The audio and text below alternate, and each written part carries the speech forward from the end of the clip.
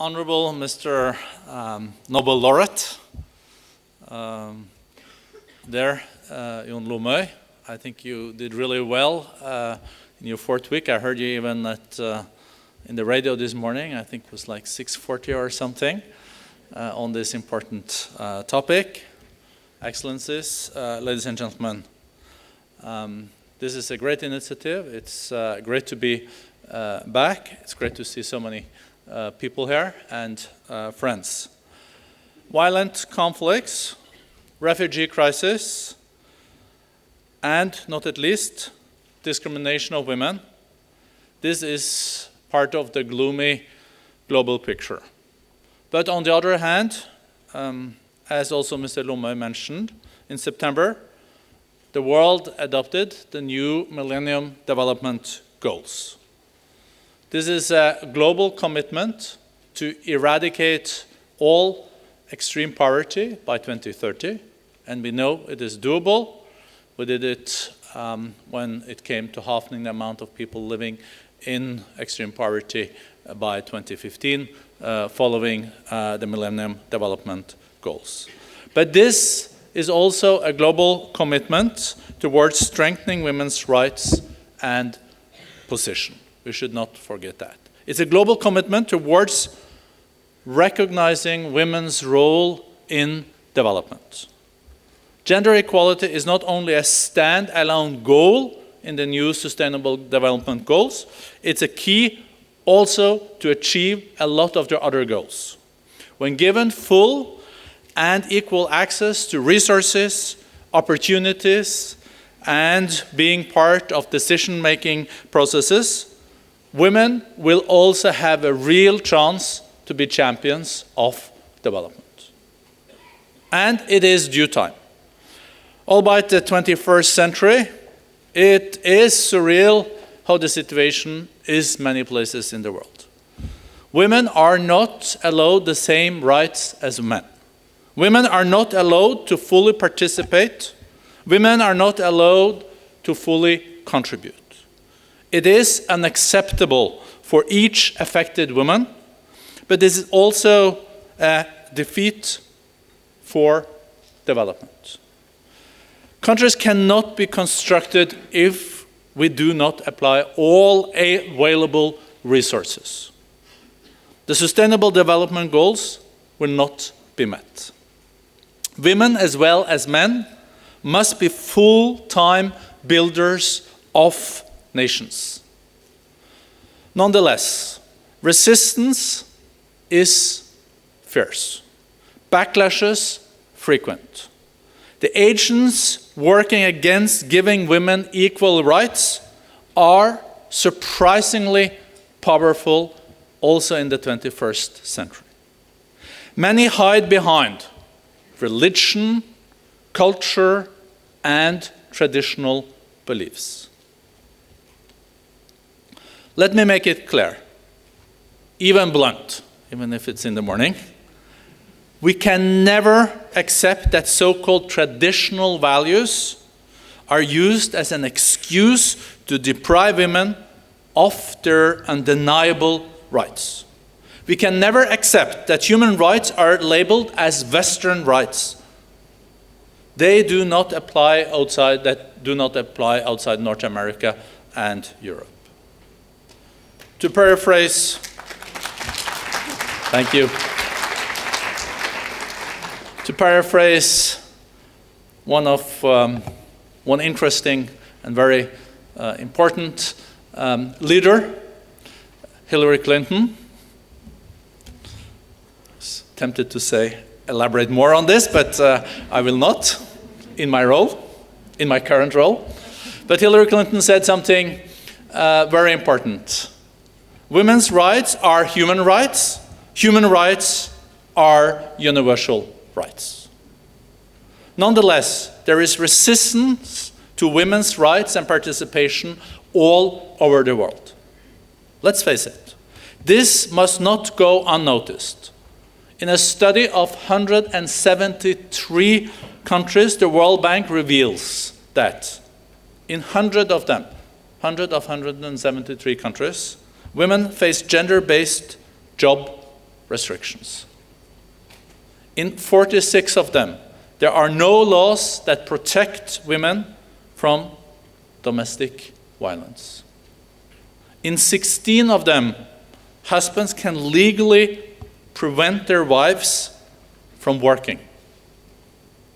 It is intolerable. It must be dealt with. Norway's overall political vision, I think you know, is simple, yet ambitious, to contribute to empowerment so that women and girls can make their own choices. The potential of women must be unlocked. We are working on a broad range of issues. First and foremost, education is key to empowering girls and women. We have made it a priority in our development assistance.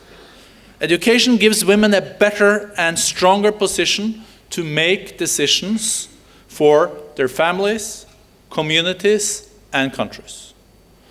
Education has also significant health gains. It prevents child marriages and early pregnancies. Education is one of the most important tools for girls and women to be able to work themselves out of poverty. Secondly, Norway believes that private sector is key to economic growth in developing countries. Cooperation with the private sector creates jobs and builds capacities in countries that need it the most. Women represent an underemployed resource that can contribute to growth. Nonetheless, women have less access to equal employment opportunities and capital to grow their own businesses. Women are often barred from owning or inheriting land or property. Women have less income to invest. It is only when men and women equally can pursue employment, entrepreneurship, and leadership that societies can realize their full potential for growth and women can get their rightful share of prosperity. Norway is addressing these challenges in close cooperation with partners that are dedicated to ensure equal participation for women and men in the private sector.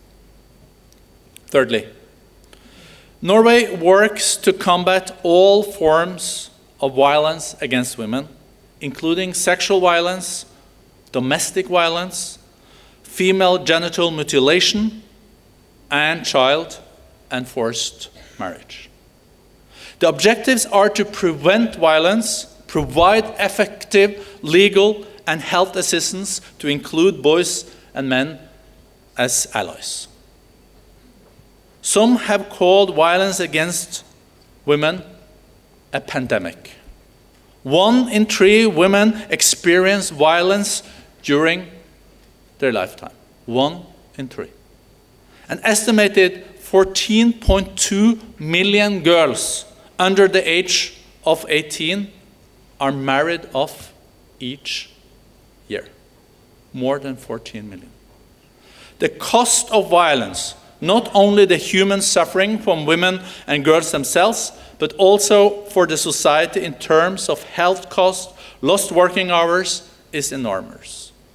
Labeling it as a pandemic or not, it must be and can be prevented.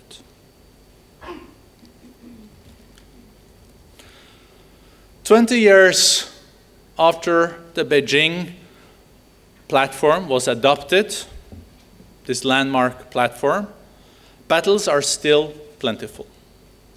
A prime example is the work for international acceptance of sexual rights and right to abortion. This is central to women's and girls' ability to have control of their own bodies and lives, to prevent women from dying during labor. Another important example concerns the protection of women human rights defenders. The backlash against civil society and the denial of freedom of speech is unfortunately growing and not decreasing. These still remain core battlegrounds also in the years to come. We must fight the opponents head on. Challenges and opportunities for gender equality alike are covered in Norad's report on the results that Jon Lomøy will present later today. The report documents progress when it comes to women's situation in relation to health, education, and norms on women's rights. Maternal deaths are reduced by 45% globally since 2000. 2/3 of developing countries have achieved equal access to primary education for boys and girls. I'm glad to note that the report concludes that Norway has played an important role towards that end. When we talk about women's economic and political participation, it is more of a mixed picture. The recommendation is to focus on implementation of global commitments and to leave no girl behind. I could not agree more wholeheartedly.